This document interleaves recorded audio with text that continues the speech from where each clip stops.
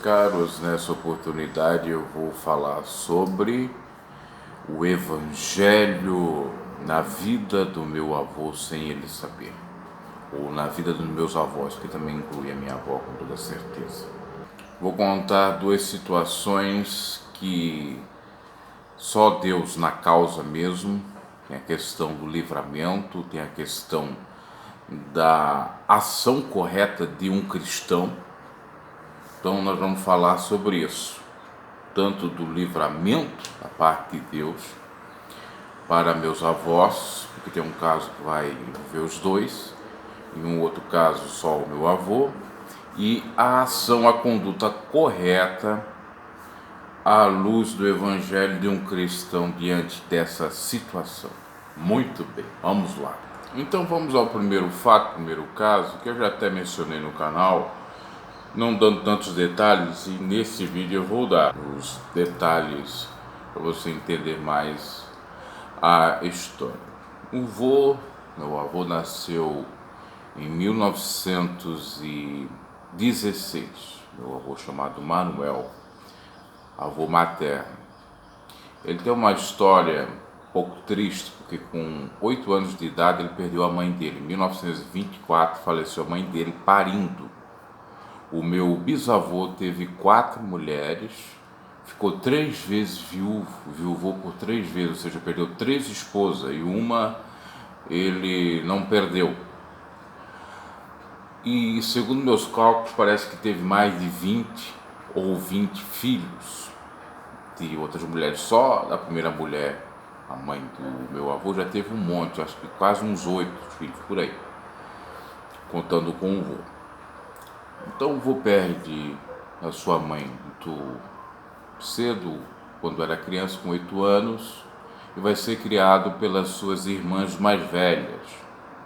Inclusive eu tive o prazer de conhecer uma dessas irmãs do vô, que morava em outra cidade, em Itajaí. A irmã do vô se chamava Inês, e nós fomos no aniversário dela, de 90 anos, no início dos anos 2000. Eu não sei se era 2001, 2000, 2002, era por aí. Logo ela faleceu. O vô veio a falecer em 2005. Então, o vô, por ser talvez o filho, um dos filhos, o mais novo era o irmão dele também que eu conheci, Antônio. Até eu filmei que eles estão praticamente septados juntos, um do lado do outro. Um lado está o vô e o outro está aqui o Antônio. Não sei se o vô era o penúltimo, o antepenúltimo filho, era um dos mais novos dessa primeira mulher do meu bisavô, chamado Isidoro. Parece que a mãe do meu avô se chamava Rosa. E então essas irmãs cuidaram dele.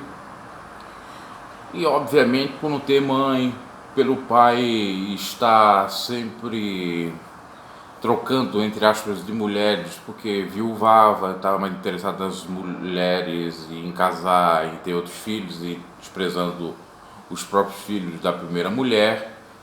Por conta dessa situação, ele se viu numa situação complicada. Apesar de que, segundo informações da época do meu avô e da minha avó, o meu bisavô era presente na vida dos próprios filhos, porque a avó retrata isso.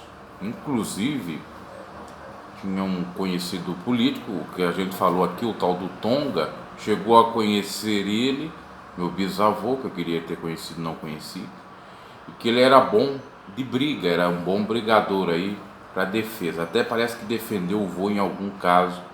Talvez tenha a ver até com esse caso aqui que nós vamos contar. Então o vô, por não ter mãe, ter o pai e tal, sempre se existe em qualquer sociedade. Geralmente aquele que não tem mãe ou não tem pai, ele sofre algum tipo de represália. Se tem um pai, a mãe, ou são conhecidos, são famosos, são ricos, dificilmente tem. Claro que existem vários tipos de bullying, de afrontas, mas geralmente é com menos favorecido. E o vô parece que estava numa festa, num evento, em algum lugar. Naquele tempo eles andavam de terno e gravata. Eu não sei se o avô tinha 18 ou 20 anos, ou 20 e poucos anos. Eu só sei que o meu avô era solteiro nessa época.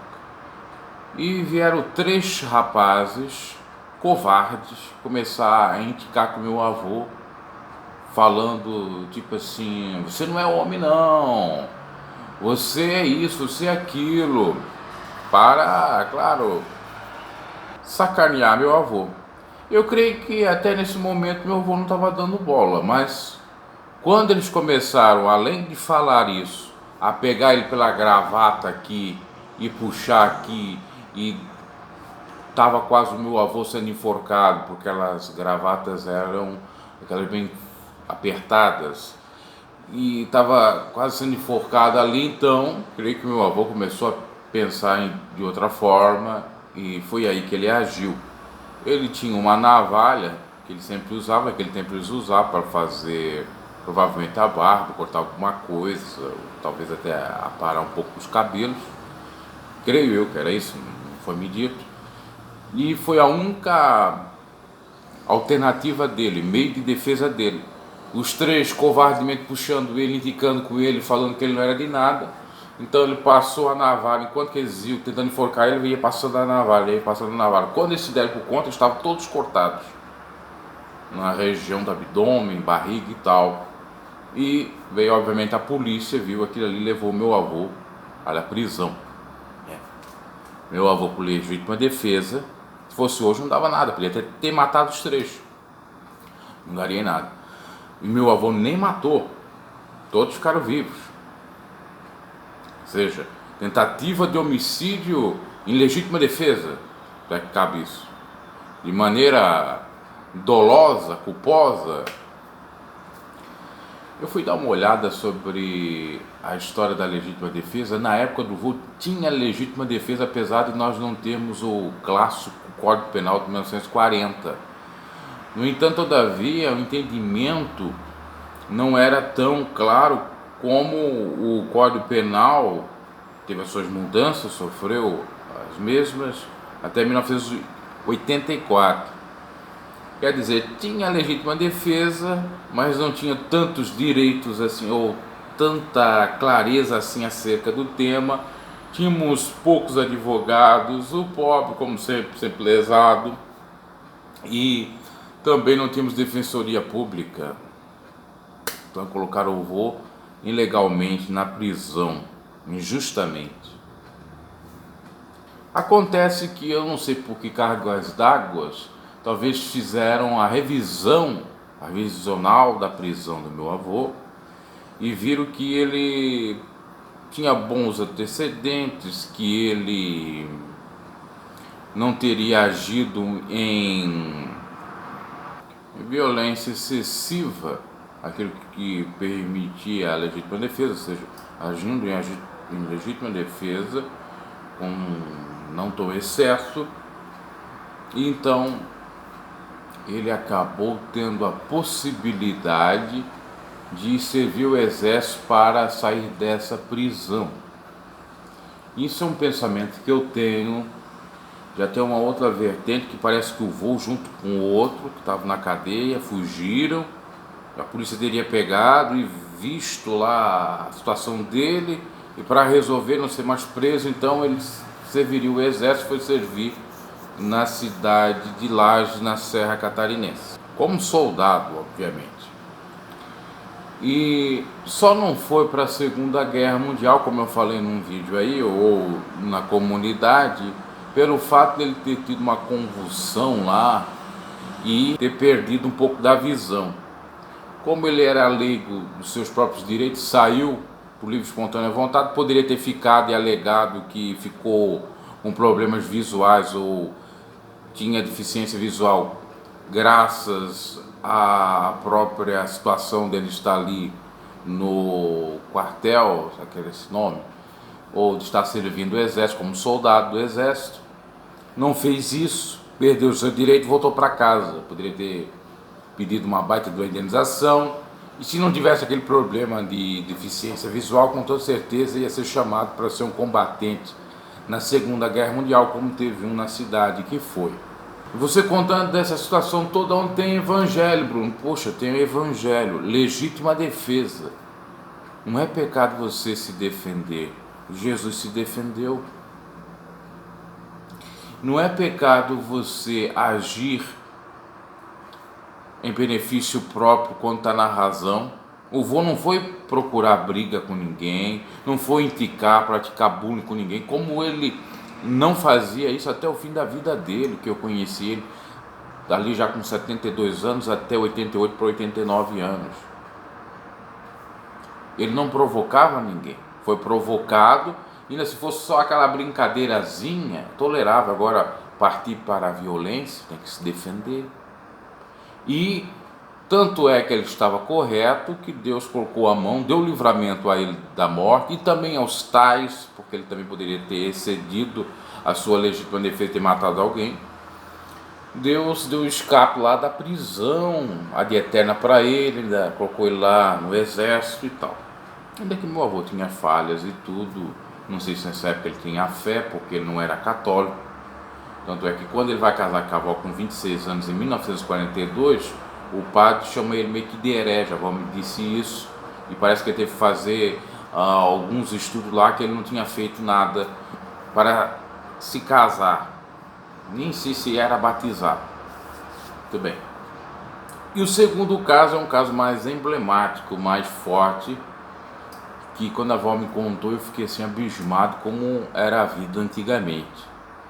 Agora já de casado, recém-casado, devia ter uns 3, 4 anos de casado, já tinha o primeiro filho deles, mais velho, fora aqueles dois que a avó teve primeiro, que aconteceu a morte lamentavelmente deles. Eles nasceram prematuros, não tinha estufa, ou eu falo estufa, incubadora o nome, e acabaram morrendo. Parece que nasceram com 6 ou 7 meses. Já tinha meu tio chamado Jaime, talvez já tinha também, eu estava para ter o casal de gêmeos, que a avó teve 2 casais de gêmeos, aliás, 2 gêmeos, isso, casal de gêmeos, enfim.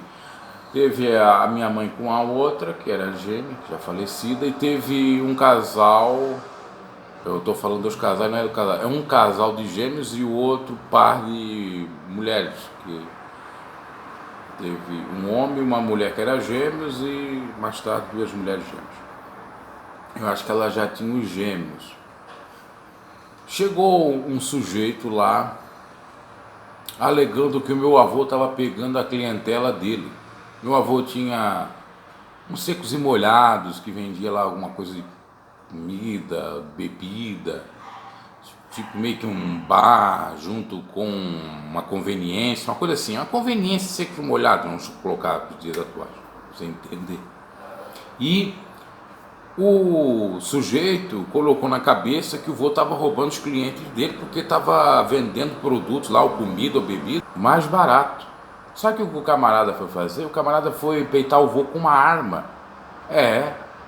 Foi peitar o vô com uma arma, dizendo: olha, você para de estar roubando meus clientes aqui, que eu vou te matar. Eu vou te meter a bala. Agora você vê, quando eu vou contar a história, teve uma maldição sobre essa família, sobre esse sujeito, inclusive, que foi reverberar no neto dele, que já já eu conto a situação. A avó teve que se intrometer e ficar no meio do camarada, dizendo que se é para matar, mata eu aqui. O que meu esposo está fazendo? Ah, porque isso, é porque aquilo, eu não quero isso. Mas isso é direito dele, está vendendo. Assim como você está vendendo, ele vende o preço que ele quiser. Olha só a loucura, a disputa naquela época, a concorrência. E era lá na Santa Ribanceira do advogado Raniquim. E o sujeito é o pai de um dono de uma imobiliária aí no centro da cidade, né? Se o advogado Raniquim vê, a imobiliária atualmente fica próxima da cabeceira da ponte, aquele lá. O pai dos dois, bem conhecido, desafiou o vô. Olha só a loucura. A avó se intrometeu, falou: pelo amor de Deus, para com isso, até que ele foi embora. Estava orando. Se Deus não usa a avó, se Deus não dá o livramento, eu não sei o que seria. Provavelmente eu não estaria mais aqui, nem muitos dos meus primos e outros tios que viriam, porque a avó só tinha um, talvez máximo dois, três com os gêmeos. Por mais tarde ela foi ter mais 5, eles tiveram 8 filhos. Fora os 2 que nasceram prematuros e faleceram, e um outro que a avó teve um aborto espontâneo. Eu não sei quando que foi isso, ela contou, se foi depois desses 2, talvez tenha sido. Que coisa! Imagina hoje em dia, você é meu concorrente, eu vou te dizimar aqui, por que você está vendendo mais barato, você está captando mais clientes, você está ganhando mais dinheiro. Escuta meu dinheiro, é brincadeira. A avareza terrível. Acontece, como eu disse, veio uma maldição para a família, dos filhos que tiveram tendo problemas, e o neto se envolveu com entorpecentes, foi comprar lá e não pagou, e podia pagar porque era rico, não era pobre, era rico tanto pelo lado do pai como do lado da mãe. A mãe até era bancária, banqueiro, ele trabalhava no banco, né? Ele foi apagado, cancelaram o CPF dele, deram um tiro nos olhos do rapaz, o rapaz morreu na praça central da cidade. Eu conheci o rapaz, jogava taco com o rapaz, visitava a casa do rapaz. Eu nem sabia dessa história que a minha avó contou, antes ou depois de eu estar conversando com ele.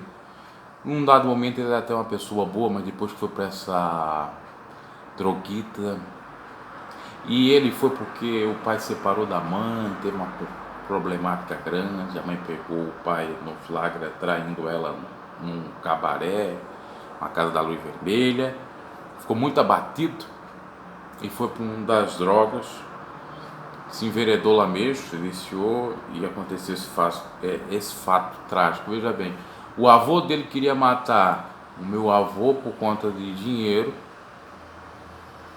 o neto veio a morrer por conta de dinheiro, porque não pagou. Às vezes vem castigo para as outras gerações, porque eu não estou dizendo insinuando nada, mas pode ser, é um caso. Aliás, insinuando eu estou, mas não quer dizer, pode até não ser verdade o que eu estou dizendo, mas a gente entende como a questão no âmbito espiritual tenha, isso eu quero dizer. Porque o que o avô dele tinha que ir lá fazer aquilo que fez com o meu avô? O que o meu avô estava fazendo de errado? As perseguições assim terríveis, né? Naquele tempo era perseguição, não é dizer, eu fulano de tal, fazer uma indicação com ele, chamar de advogado mentiroso Heineken. Não, isso aí não era isso aí não, era a base do porrete, da bala. Muito lamentável, mas Deus deu livramento para os meus avós, Deus honrou eles e teve ação de cristão sem eles saber. Tanto do meu avô na legítima defesa, como nesse caso a minha avó intervendo, sendo a mulher sábia que edifica, que a Bíblia diz que a mulher sábia edifica a sua casa, edificando ali para que a tragédia maior não acontecesse, porque se talvez só tivesse o vô e esse camarada aí, eu não sei o que ocorreria não.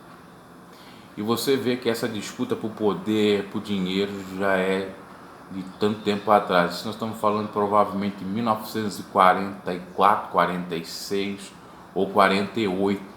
Não, acho que 48. Não me recordo mais quando meu tio nasceu. 48 ou 50. 48 ou 1950, por aí.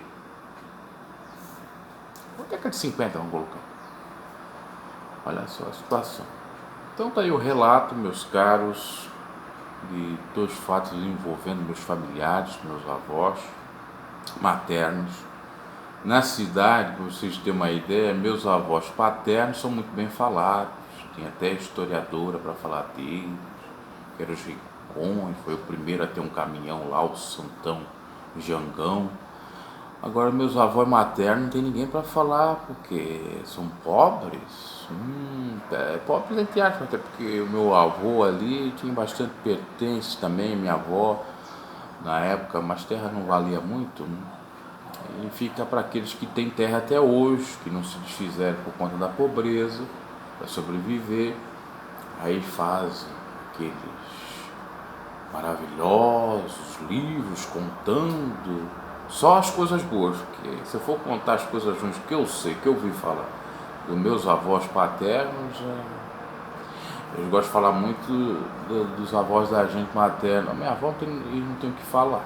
Meu avô às vezes tem porque ele era muito incomodado, ele se incomodava e às vezes ele era agitado em algumas situações. No entanto, todavia, uma pessoa coerente, correta em muitas coisas. Geralmente o correto, o coerente é mal visto, é atacado, enfim. Mas louvado seja o nome do Senhor, porque o livramento aconteceu, a ação cristã aconteceu, e se não estivesse Deus na causa, ou livrando, ou se não houvesse ali a ação de uma pessoa cristã, eu não estaria mais no mundo, porque estaria debaixo da terra naquele momento, não ia falecer só lá em 2005.